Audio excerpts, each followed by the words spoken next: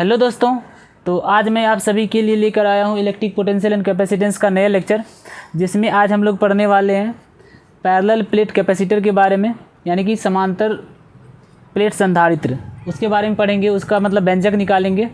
तो चलिए स्टार्ट करते हैं। तो इससे पहले मैं बता दे रहा हूँ, इससे पहले जो मैं पिछले लेक्चर में पढ़ाया था वो पढ़ाया था कैपेसिटर एंड कैपेसिटेंस, है ना, संधारित्र एवं धारिता। बताया था कि संधारित्र क्या होता है और संधारिता क्या होती है ना। बताया था कि संधारित्र एक डिवाइस है ना, कैपेसिटर एक डिवाइस होता है जो क्या करता है, इलेक्ट्रिकल एनर्जी को स्टोर करता है, सिंपल सा। फिर बताया था कैपेसिटेंस कैपेसिटर की प्रॉपर्टी होती है जो ये बताती है कि कोई भी कैपेसिटर कितना ज़्यादा चार्ज को स्टोर करता है, मतलब ability to store the charge, है ना। तो उसमें था, मैं उसका फॉर्मूला सभी रिकॉल कर दे रहा हूँ। पहले क्या क्या बताया था कि कैपेसिटर क्या होता है। कैपेसिटर को बोलते हैं संधारित्र। संधारित्र क्या होता है तो बताए थे, संधारित्र एक कैपेसिटर एक डिवाइस है जो कि क्या करता है, इलेक्ट्रिकल एनर्जी को स्टोर करता है in the form of electric field, ठीक है। और कैपेसिटेंस क्या है, इसकी कैपेसिटी है जो ये बताता है कि मतलब वो कैपेसिटेंस का नाम ही से लग रहा है, कैपेसिटेंस मीन्स कैपेसिटी। कैपेसिटी क्या, किस चीज़ की capacity, ability to hold the charge, charge को होल्ड करने की कैपेसिटी की कोई भी कंडक्टर।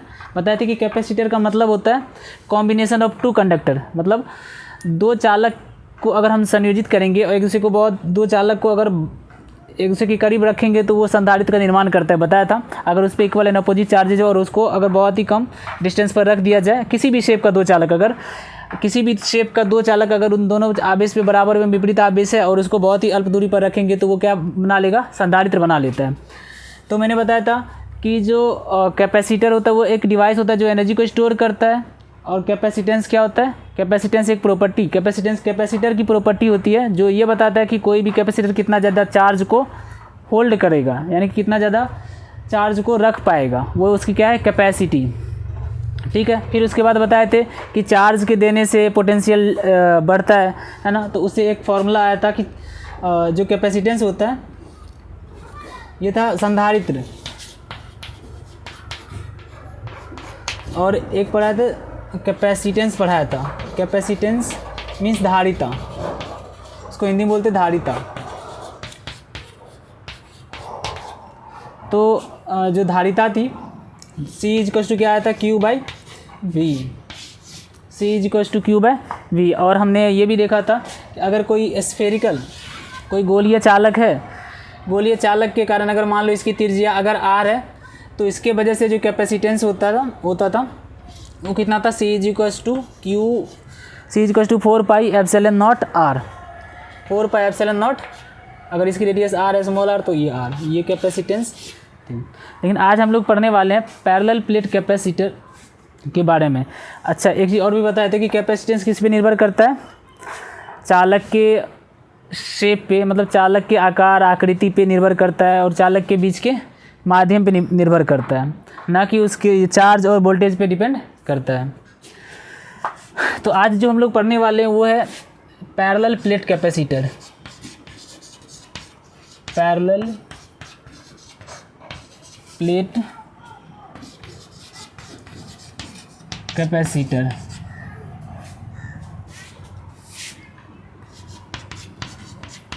समांतर प्लेट संधारित्र। एनसीईआरटी में देखोगे तो प्लेट को लिखा रहता है पट्टिका, प्लेट या इसी को क्या बोलते हैं, पट्टिका। समांतर प्लेट संधारित्र, तो इसके बारे में हम लोग पढ़ेंगे।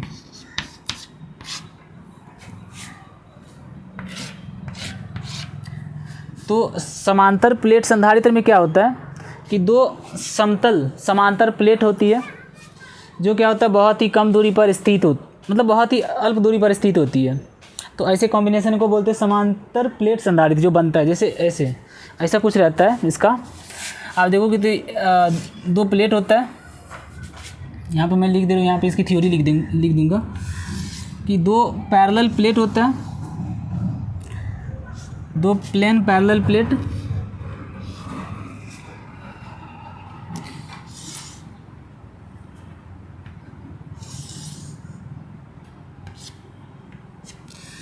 ठीक है। जो कि अल्प दूरी पर स्थित है, दो पैरेलल प्लेट है, वो प्लेट ऐसे रखा हुआ है ऐसे, दो ये पैरेलल प्लेट है, ठीक है, और इसके बीच का हम मान लेते हैं, इसको हम प्रूव करेंगे, इसके बीच का जो डिस्टेंस है वो d है, ठीक है। इस प्लेट का जो एरिया है वो a है, इस प्लेट पे जो चार्ज है वो प्लस q चार्ज है, और इस प्लेट पे जो चार्ज है वो माइनस q चार्ज है, ठीक है। और इस पे प्लस है, इस पर माइनस चार्ज है, ठीक है। मैं बता रहा हूँ इसका व्यंजक निकालने के लिए समांतर प्लेट संधारित्र के लिए कुछ कंडीशन है। कंडीशन क्या है कि दोनों प्लेट का जो एरिया है, जो दो समांतर प्लेट होगा, समतल समांतर प्लेट है दोनों समतल समांतर प्लेट का जो एरिया होगा वो सेम होना चाहिए। क्राइटेरिया, कंडीशन क्या क्या है देखो यहाँ पे मैं लिख दे रहा हूँ। शर्त, समांतर प्लेट संधारित्र के लिए शर्त क्या है, एक तो एरिया सेम होना चाहिए, एरिया क्या होना चाहिए दोनों प्लेट का, एरिया दोनों प्लेट का सेम होना चाहिए, दोनों प्लेट का एरिया सेम होना चाहिए, एरिया सेम। और दूसरा कंडीशन क्या होना चाहिए, दूसरा कंडीशन कि दोनों के बीच का जो डिस्टेंस है ना, d is much less than a, मतलब एरिया से बहुत ही कम डिस्टेंस, मतलब बहुत ही छोटी दूरी हुई है, मतलब दो प्लेट के बीच का जो डिस्टेंस है ना वो बहुत ही कम होना चाहिए, d is very less than a, ठीक है। एरिया, ये कंडीशन होना चाहिए, मतलब एरिया होना चाहिए सेम, दोनों का एरिया सेम होना चाहिए, और दोनों के बीच का जो डिस्टेंस है वो भी क्या होना चाहिए, बहुत कम होना चाहिए। ये दोनों कंडीशन अप्लाई होगा। और इस पे चार्ज क्या है, इक्वल एंड अपोजिट होना चाहिए, ये भी तीसरा कंडीशन ये भी है।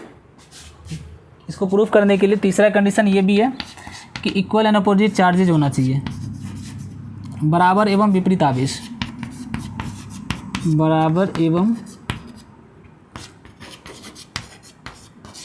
विपरीत आवेश, तब जाकर के हम इसे प्रूफ कर पाएंगे। क्या क्या होना चाहिए देखो, दो समतल समांतर प्लेट है, ठीक है, जो कि अल्प दूरी पर स्थित होनी चाहिए। दूसरी बात कि दोनों का एरिया सेम होना चाहिए। तीसरी बात कि इक्वल एंड अपोजिट चार्जेज होना चाहिए, तब जाकर के हम इसको क्या करेंगे, इसकी कैपेसिटेंस को हम फाइंड कर पाएंगे पैरेलल प्लेट कैपेसिटेंस के लिए। अब इसका मैं यहाँ पे पहले मैं इसकी थ्योरी लिख दे रहा हूँ यहाँ पे कि माना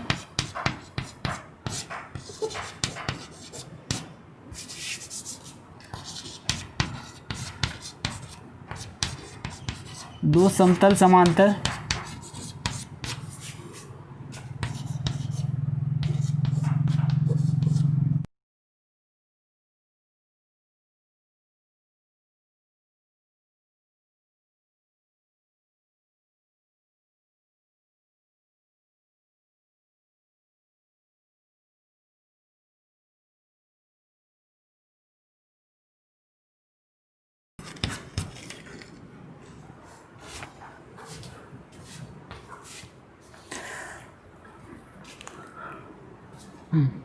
तो ये इसकी थ्योरी है कि माना दो समतल समांतर प्लेट एक दूसरे से बहुत अल्प दूरी पर स्थित है, जिनके बीच का माध्यम क्या, अभी माध्यम ले लेते हैं हवाई निर्वात, बाद में हम लोग डाइलेक्ट्रिक भरेंगे, परावैद्युत भरेंगे, लेकिन अभी पहले हवाई निर्वात के लिए निकालते हैं। हवाई निर्वात है, प्रत्येक प्लेट का क्षेत्रफल, दोनों अभी बताएं दोनों का एरिया सेम होना चाहिए, तो प्रत्येक प्लेट का क्षेत्रफल क्या a है, तथा प्लेटों पर जो आवेश है क्रमशः प्लस q और माइनस q, और उनके बीच की जो दूरी है वो क्या है, d है। और ये कंडीशन होना चाहिए यहाँ d is much greater than a, ठीक है।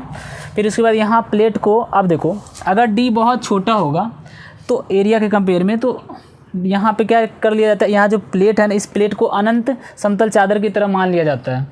कैसे, सोचो कि मान लो अगर ये एक प्लेट, ये एक पूरा जो बोर्ड है, ये एक समतल प्लेट है, एक यहाँ पे रखा हुआ है दूसरा, तो इस डिस्टेंस के लिए है ना, एक ये डिस्टेंस के लिए, इस डिस्टेंस के लिए क्या हो जाएगा, ये जो बोर्ड है वो क्या होगा, अनंत समतल चादर की तरह बिहेव करेगा। अब सोचो अगर मान लो कि इसके बीच में एक छोटा सा मक्खी है, मान लो एक छोटी सी मक्खी है यहाँ पे, तो ये जो मक्खी है, इस मक्खी को क्या लगेगा, ये जो बोर्ड है पूरा क्या अनंत जैसा तो लगेगा ना। अगर यहाँ पे एक मक्खी है तो मक्खी को क्या लगेगा, ये बोर्ड बिल्कुल अनंत समतल चादर की तरह लगेगा। तो यहाँ पे क्या है, चूँकि डिस्टेंस बहुत कम है, एक ये प्लेट है, दूसरा ऊपर से ये प्लेट है, उसके बीच का डिस्टेंस कम है, तो हम इस प्लेट को क्या मानेंगे, अनंत समतल चादर की तरह। और अनंत समतल चादर के कारण, इसको मैं मिटा दे रहा हूँ, मैंने बताया था अनंत समतल गॉस थ्योरम की एप्लीकेशन जब पढ़ा रहा था तो उसमें मैंने बताया था कि अनंत समतल चादर के कारण विद्युत क्षेत्र कितना होता है, याद है आप लोगों को। अनंत समतल चादर के कारण, ये अगर अनंत समतल चादर है मान लो और इस पर प्लस चार्ज है, तो इसके वजह से हमने बताया था कि कितना होता है विद्युत क्षेत्र, E बराबर सिग्मा बाई 2 एप्सिलॉन नॉट, यही होता है ना, E बराबर sigma by 2 epsilon not, E बराबर सिग्मा बाई 2 एप्सिलॉन नॉट ही होता है। गॉस थ्योरम के एप्लीकेशन में मैंने पढ़ाया था, दूसरा एप्लीकेशन इसका था। अच्छा अब देखो, तो विद्युत क्षेत्र निकालना है यहाँ पे, देखो अब इस प्लस के वजह से यहाँ पे विद्युत क्षेत्र अगर इसके बीच में निकालना है, तो ये प्लस की वजह से इलेक्ट्रिक फील्ड किधर होगा, इधर। मान लो इसको फर्स्ट प्लेट, इसको हम मान लेते हैं फर्स्ट प्लेट और इसको मान लेते हैं सेकंड प्लेट, पहला प्लेट और सेकंड दूसरा प्लेट है। तो यहाँ पे जो विद्युत क्षेत्र होगा पहला के वजह से, है ना, पहला का विद्युत क्षेत्र किधर होगा, इधर होगा E1। अब ये नेगेटिव है, इसके वजह से यहाँ पर विद्युत क्षेत्र किधर होगा, towards the charge, negative charge की तरफ ही होता है इलेक्ट्रिक फील्ड, तो यहाँ पे इलेक्ट्रिक फील्ड भी इधर ही होगा, दोनों E1 और E2 दोनों इधर होगा। तो जो नेट इलेक्ट्रिक फील्ड होगा, कुल विद्युत क्षेत्र कितना होगा, E नेट बराबर हो जाएगा E1 प्लस E2। अच्छा बताना अब, इस चार्ज की वजह से इलेक्ट्रिक फील्ड कितना होगा, इस शीट की वजह से, है ना, ये चादर, इसकी वजह से इलेक्ट्रिक फील्ड कितना होगा, सिग्मा बाई 2 एप्सिलॉन नॉट। तो यहाँ पे लिखेंगे sigma by 2 epsilon not plus फिर E2, इसके वजह से कितना होगा, तो सिग्मा बाई 2 एप्सिलॉन नॉट। ठीक है, अब इन दोनों को जोड़ो तो कितना आएगा, E नेट आ जाएगा sigma by 2 epsilon not plus sigma by 2 epsilon not, कितना हो जाएगा 2 sigma by 2 epsilon not. Finally 2 से 2 कैंसिल हो जाएगा, नेट इलेक्ट्रिक फील्ड कितना होगा, सिग्मा बाई एप्सिलॉन नॉट। तो यहाँ पर हो जाएगा E net is equals to sigma by epsilon naught. ये तो इलेक्ट्रिक फील्ड आ गया। अच्छा ये जो सिग्मा होता है, सिग्मा को क्या बोलते हैं, इसकी सरफेस चार्ज डेंसिटी सिग्मा है, इसका माइनस सिग्मा। सिग्मा को क्या बोलते हैं, सरफेस चार्ज डेंसिटी, है ना, पृष्ठीय आवेश घनत्व। तो सिग्मा इज इक्वल्स टू क्या होता है, यहाँ से अब लिख रहे हैं, सिग्मा इज इक्वल्स टू क्या होता है, क्यू बाई, यहाँ पे हम लिख दे रहे हैं, सिग्मा इज इक्वल्स टू क्या होता है, Q by A charge per unit area. Sigma तो ये होता है ना, सरफेस चार्ज डेंसिटी, पृष्ठीय आवेश घनत्व। तो सिग्मा इज इक्वल्स टू होता है क्यू बाई ए, तो यहाँ पे मैं पुट कर सकता हूँ Q by A epsilon naught. तो जो नेट इलेक्ट्रिक फील्ड होगा यहाँ से जो नेट इलेक्ट्रिक फील्ड होगा वो होगा Q by A epsilon naught, ये हो जाएगा। अच्छा अब बताना, दोनों प्लेट के बीच का विभवांतर कितना होगा, दोनों प्लेटों के बीच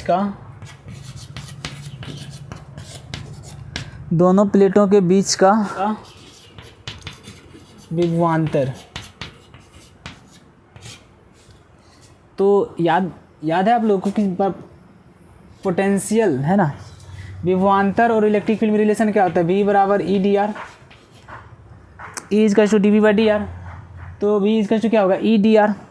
तो यहाँ पे जो विभवांतर हो जाएगा V is equals to electric field E है, डिस्टेंस दोनों के बीच का कितना है, D है, तो यहाँ पे लिखेंगे V is equals to E into D, ये होता है ना। अरे याद करो, मैंने बताया था E इज इक्वल्स टू होता है माइनस का D V by D R. Negative sign तो ये बताता है कि इलेक्ट्रिक फील्ड के डायरेक्शन में चलने पर पोटेंशियल क्या होता है, डिक्रीज होता है। तो जब E is equals to D V by D R होता है, तो D V is equals to क्या होगा, E into D R. D R क्या है, डिस्टेंस है, तो E into D R, D R की जगह यहाँ पे डिस्टेंस कितना है, D है, तो हम यहाँ पे लिखेंगे V is equals to E into D. अच्छा E बराबर कितना है, Q by A epsilon naught. तो फाइनली यहाँ से B इज इक्वल्स टू क्या होगा, Q by A epsilon naught into D. ये आ गया क्या, potential difference between the plates, दोनों प्लेट के बीच का विभवांतर आ गया। अब हमें निकालना है कैपेसिटेंस, है ना। तो धारिता की परिभाषा से क्या होता है, धारिता की परिभाषा से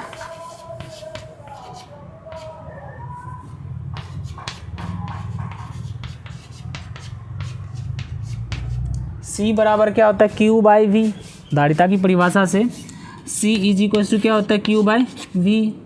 अच्छा क्यू अपॉन वी की वैल्यू कितनी है Q D upon A epsilon not. यहाँ से देखो क्यू से क्यू कैंसिल हो जाएगा। फाइनली हमारा जो यहाँ सी की वैल्यू आ रही है वो आ रही है C is equal to A epsilon naught, ऊपर जाएगा डी नीचे रहेगा, तो C is equal to A epsilon naught upon D. तो यही होता है पैरेलल प्लेट का, पैरेलल प्लेट कैपेसिटर की वजह से जो कैपेसिटेंस निकलता है समांतर पट संधारित्र, समांतर प्लेट संधारित्र की वजह से बोलो, समांतर पट्टिका संधारित्र की वजह से जो कैपेसिटेंस होता है, धारिता होती है, वो कितनी होती है ए एप्सिलॉन नॉट बाई डी। यहाँ से देखो पता चल रहा है जो कैपेसिटेंस होता है ना वो डिपेंड्स करता है एरिया डिस्टेंस, है ना, एरिया मतलब प्लेट के चालक का क्षेत्रफल, चालक के बीच की डिस्टेंस, है ना, और तीसरा चालक के बीच का माध्यम, इन तीनों पे डिपेंड करता है। यहाँ से पता चल रहा है फॉर्मूला से C is equal to A epsilon naught by D, यानी कि जो धारिता होती है वो किस पे निर्भर करता है, देखो वो किस पे निर्भर करती है धारिता, एरिया पे, डिस्टेंस पे और दोनों प्लेट के बीच के माध्यम पे। तो ये था हमारा पैरेलल प्लेट कैपेसिटेंस का डेरिवेशन। तो बड़ा ही सिंपल था, मैं एक बार फिर से बता दे रहा हूँ। क्या था कि देखो दो प्लेट है, जो पैरेलल प्लेट होता है ना, दिया गया पैरेलल प्लेट कैपेसिटर, है ना, समांतर प्लेट संधारित्र। तो पैरेलल प्लेट कैपेसिटर में क्या होगा, जो दो प्लेट होता है दोनों वो समतल प्लेट होती है, और उन दोनों समतल प्लेट यानी कि समतल प्लेट का जो एरिया होगा वो सेम होना चाहिए, क्राइटेरिया है। इसकी कैपेसिटेंस निकालने, इसकी धारिता निकालने के लिए कुछ कंडीशन को फॉलो करना पड़ेगा। यानी इन दोनों पे चार्ज सेम होना चाहिए, दोनों का एरिया सेम होना चाहिए, और दोनों के बीच की जो डिस्टेंस है वो कम होनी चाहिए। ये तीन चीज़ होना चाहिए, है ना। ये तीन चीज़ अगर इसमें है तब हम जाकर के कैपेसिटेंस निकालेंगे। तो यानी इन तीनों कंडीशन को फॉलो करते हुए हमने प्रूफ किया इसको, मतलब इसकी वैल्यू निकाला क्या। तो दोनों प्लेट का एरिया सेम होना चाहिए, चार्ज इक्वल एंड अपोजिट होना चाहिए, और साथ ही साथ दोनों के बीच के डिस्टेंस कम होना चाहिए। उसके बाद देखो क्या, अब इन दोनों के बीच पहले क्या निकालेंगे, इलेक्ट्रिक फील्ड। तो इलेक्ट्रिक फील्ड पता ही है, अनंत समतल चादर के कारण कितना होता है सिग्मा बाई 2 एप्सिलॉन नॉट। तो इसके वजह से भी सिग्मा बाई 2 एप्सिलॉन नॉट, इसके वजह से भी सिग्मा बाई 2 एप्सिलॉन नॉट। तो नेट कितना हो जाएगा sigma by epsilon not. Sigma क्या होता है, surface charge density. Surface charge density क्या होता है, चार्ज पर यूनिट एरिया। तो क्यू बाई ए मतलब यहाँ पे सिग्मा की जगह क्यू बाई ए रख दो, तो फाइनली आएगा net electric field Q by A epsilon not. उसके बाद हम पोटेंशियल डिफरेंस निकालेंगे दोनों प्लेट के बीच का विभवांतर। तो विभवांतर क्या होता है, V is equal to E D. V is equal to E D, चूँकि हमें पता है वी इज इक्वल टू क्या होता है D V, E is equal to minus का D V by D R. वहाँ पे नेगेटिव साइन, तो ये बताता है कि इलेक्ट्रिक फील्ड की डायरेक्शन में चलिए पोटेंशियल डिक्रीज होता है। तो वहाँ से D V is equal to क्या होगा, E into D R. D R की जगह यहाँ पे डी ले लेंगे, डिस्टेंस है। तो V is equal to E D, V is equal to E की वैल्यू वो पूरी यहाँ पे कर दिया ई की जगह। फिर फाइनली हमें धारिता की परिभाषा से हमें पता है कि सी बराबर क्या होता है क्यू बाई वी। तो क्यू बाई वी की जगह जो वैल्यू वो पुट करके रखा, वो पुट कर दिया। तो पुट करने के बाद क्या है, C is equal to A epsilon naught by D. तो यहाँ से हमें पता चल रहा है जो धारिता होती है वो क्षेत्रफल, प्लेट के क्षेत्रफल, प्लेट के बीच की डिस्टेंस, है ना, प्लेट के बीच की दूरी, और प्लेट के बीच का माध्यम, उस पर निर्भर करती है धारिता। अब इस पर मैं एक दो क्वेश्चन करवा रहा हूँ।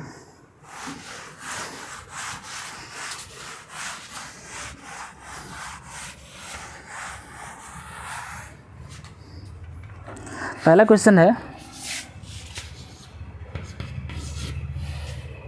जैसे मान लो कि ये एक प्लेट है, रेक्टेंगल है, जिसकी लेंथ मान लो एल दिया हुआ है, ब्रेथ है ना, ब्रेथ बी है,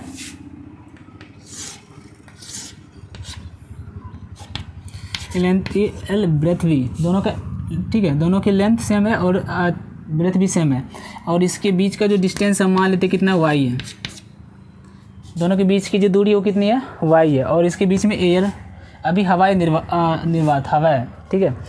तो निकालना है फाइंड कैपेसिटेंस, धारिता ज्ञात करें।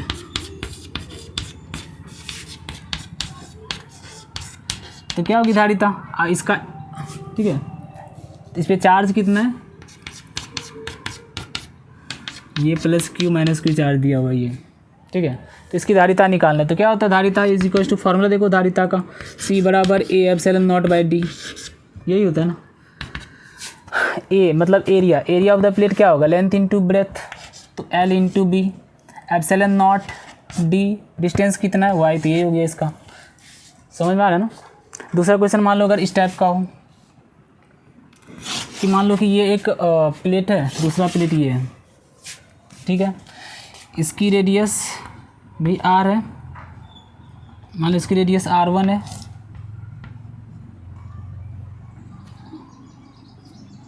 r है और इसकी रेडियस भी r है। अभी एरिया से हम लेकर के चलेंगे हम, और इसके बीच का जो डिस्टेंस है ना, मान लो कितना x है, निकालना है धारिता, तो कितनी होगी धारिता, तो c निकालना है, तो c बराबर क्या होता है a epsilon naught by D, a मतलब area, area of this plate कितना होगा, प्लस चार्ज है इस पर माइनस चार्ज है, तो एरिया ऑफ द प्लेट, इसका एरिया कितना होता है पाई आर स्क्वायर, तो c इज इक्वल टू क्या होगा a epsilon naught by D होता है, a epsilon naught by D, a का मतलब एरिया, एरिया इसका कितना होगा area of the plate pi R square epsilon naught upon D, D का मतलब डिस्टेंस कितना है x, ये भी आंसर। एक क्वेश्चन मैं यहाँ पे दे रहा हूँ, यहाँ पे मैं लिख दे रहा हूँ क्वेश्चन,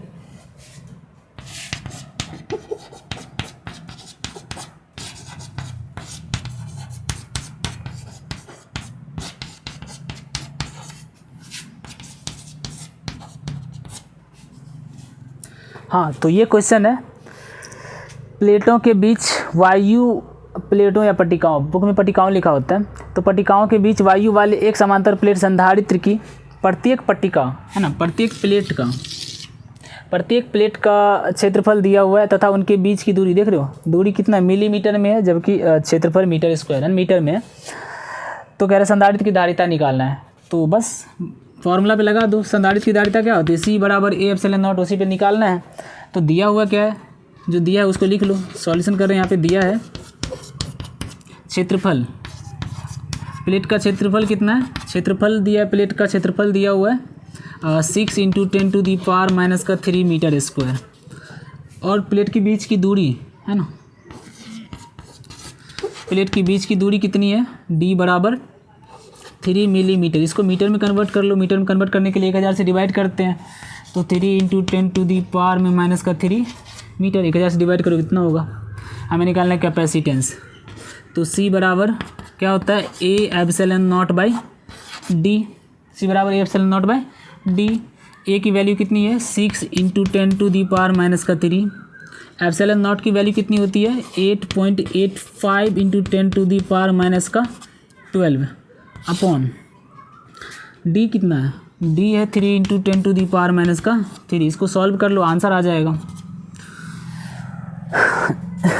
तो कितना आएगा, 3 से कैंसिल कर दो, 3 × 2 = 6, 2 से मल्टीप्लाई कर दो इसको, तो कितना आएगा 2 × 5 = 10, 2 × 8 = 16, 1 17, 2 × 8 = 16, 1 17, 17.70